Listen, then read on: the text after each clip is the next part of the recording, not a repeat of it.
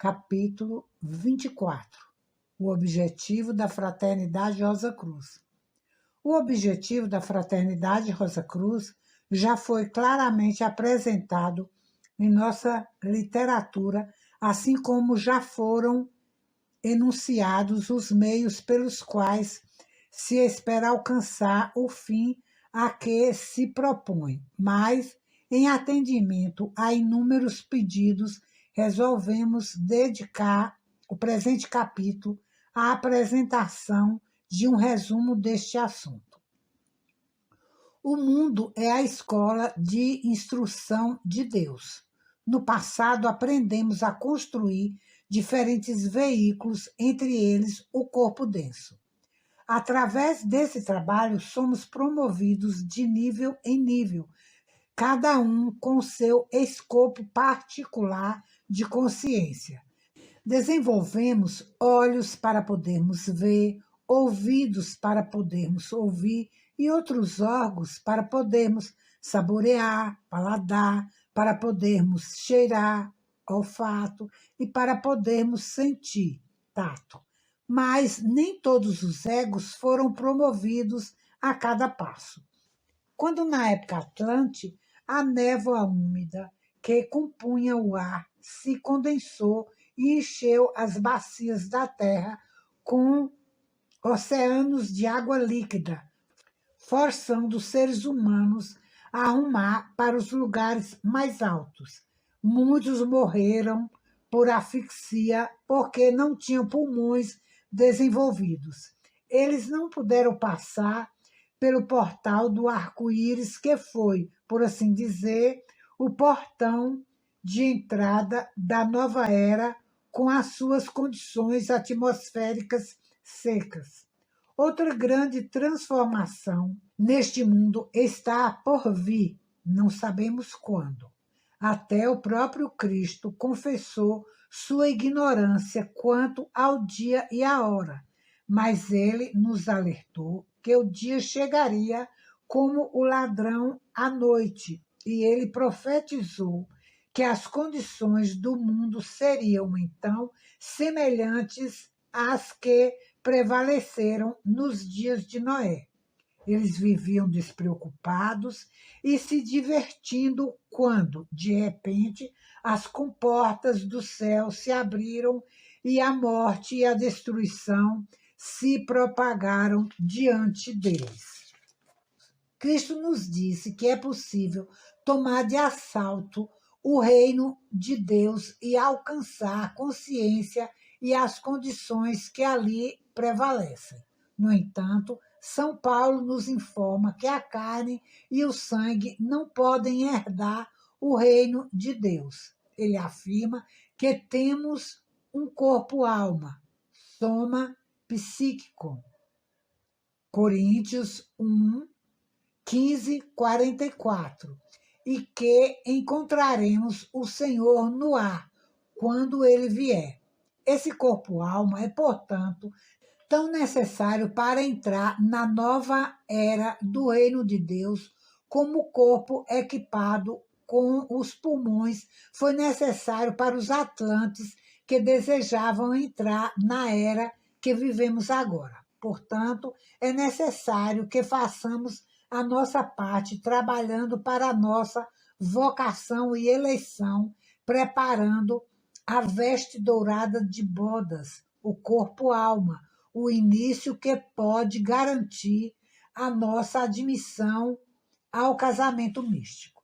O povo está se movendo lentamente na direção certa, conduzido pelas diferentes religiões cristãs, mas há uma classe sempre crescente que, por assim dizer, sente as asas do corpo-alma brotando, pessoas que sentem um desejo interior de tomar o reino de Deus por assalto.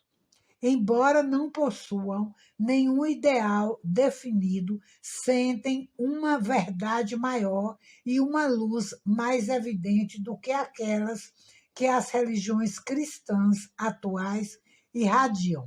Elas estão cansadas de parábolas e anseiam aprender os fatos subjacentes aos próprios pés de Cristo. A Fraternidade Rosa Cruz foi instituída com o propósito de alcançar essa classe de pessoas para lhes mostrar o caminho para a iluminação, para ajudá-las a construir o corpo-alma delas e desenvolver os poderes anímicos que as capacitarão a entrar conscientemente no reino de Deus e obter o conhecimento direto. Esse é um grande empreendimento, o maior de todos, e mesmo sob as condições mais favoráveis existentes, o progresso deve ser lento, mas mas se o aspirante à vida superior continuar com paciente perseverança em fazer o bem, isso pode ser feito. Os métodos são definidos, científicos e religiosos, foram criados pela Escola Ocidental da Ordem Rosa Cruz e, portanto, são especialmente adequados para os povos ocidentais. Às vezes, mas muito raramente produzem resultados a curto prazo. Geralmente são necessários anos e até vidas para que o aspirante à vida superior alcance o objetivo dele, mas ao seguir esses métodos, alcançará ao final a realização de tudo que o coração dele deseja. O tabernáculo do deserto era uma representação simbólica do caminho para Deus e, como diz São Paulo, continha uma sombra das boas coisas que estavam por vir. Tudo nele tinha um significado espiritual. A mesa dos pães da proposição nos fornece uma lição importante, pertinente à nossa atual situação. Os estudantes Rosa Cruzes devem estar lembrados de que os antigos israelitas eram instruídos a levar os pães da proposição ao tabernáculo em intervalos determinados. O grão com o qual esses pães foram feitos foi fornecido por Deus, mas eram eles que deviam preparar o solo em que o grão iria crescer. Eles é que tinham que plantar e cultivar, que deviam capinar e regar, de modo a garantir o maior crescimento possível. Eles deveriam colher e debulhar, moer e cozer, e dessa forma obtinham os pães que traziam ao tabernáculo como o pão da proposição, resultado do trabalho árduo e pesado deles. Da mesma forma, Deus fornece a todos nós a oportunidade de servir, mas é nosso dever cultivar essas oportunidades, nutri-las e alimentá-las no solo da bondade amorosa para que possam alcançar um maior desenvolvimento. Devemos levar sempre em consideração as palavras de Cristo quando ele diz que veio para prover e servir. Portanto, qualquer pessoa que aspire seguir seus passos e ser grande no reino de Deus deve estar sempre atenta às oportunidades de servir aos seus semelhantes. Cada um deve ser preenchido, tanto quanto possível, com atos, ações ou obras bondosas e prudentes, pois são a urdidura e a trama com o que é tecida a veste dourada das bodas. Sem esses atos, ações e obras, nenhuma oração, nenhum jejum ou outros exercícios religiosos terão valor.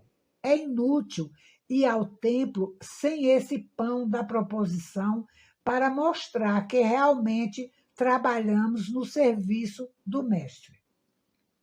O que foi dito acima e também o ensinamento das religiões que praticam o cristianismo esotérico, mas o que exporemos a partir daqui são os ensinamentos e o método científico exclusivamente Rosa Cruz, baseado no mais profundo conhecimento dos fatos espirituais por meio dos quais o aspirante à vida superior é capaz de obter o máximo crescimento da alma em cada vida, de modo que seu avanço espiritual seja acelerado além de seus sonhos mais almejados. Portanto, esse é o ensinamento espiritual mais importante que foi fornecido a nós nos tempos atuais. E ninguém que tente honestamente seguir esse método pode deixar de ser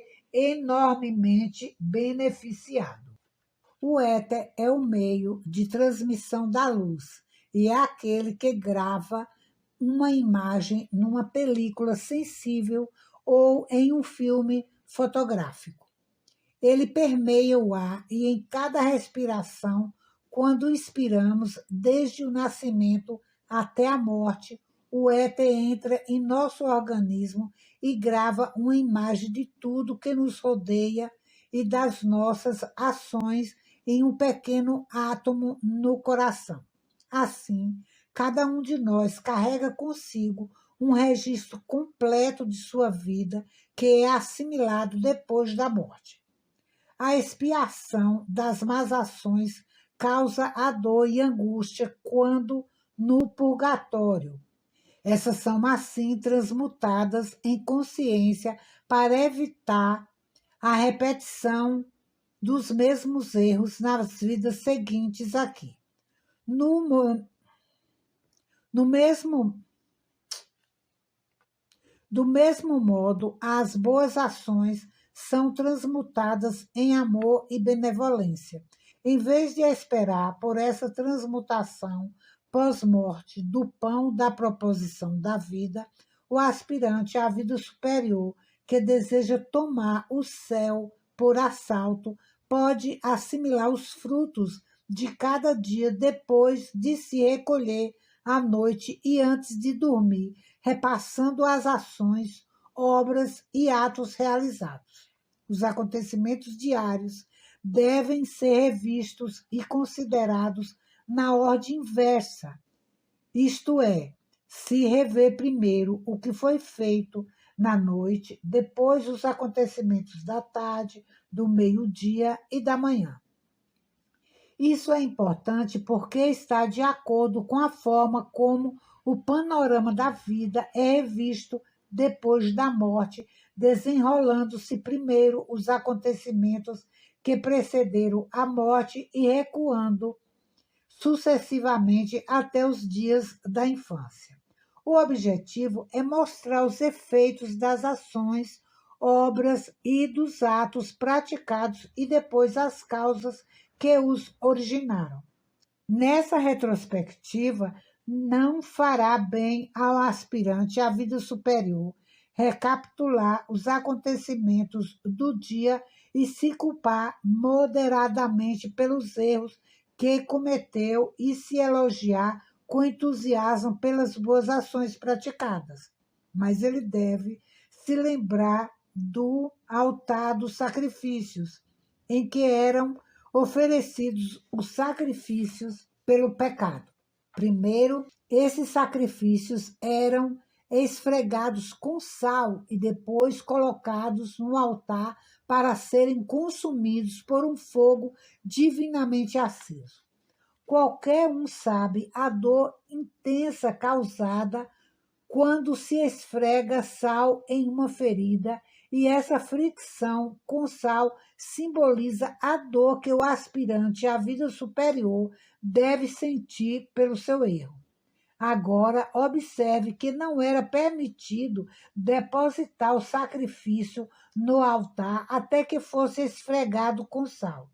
Deus não o aceitaria antes, mas depois de salgado, era consumido por um fogo aceso pelo próprio Deus.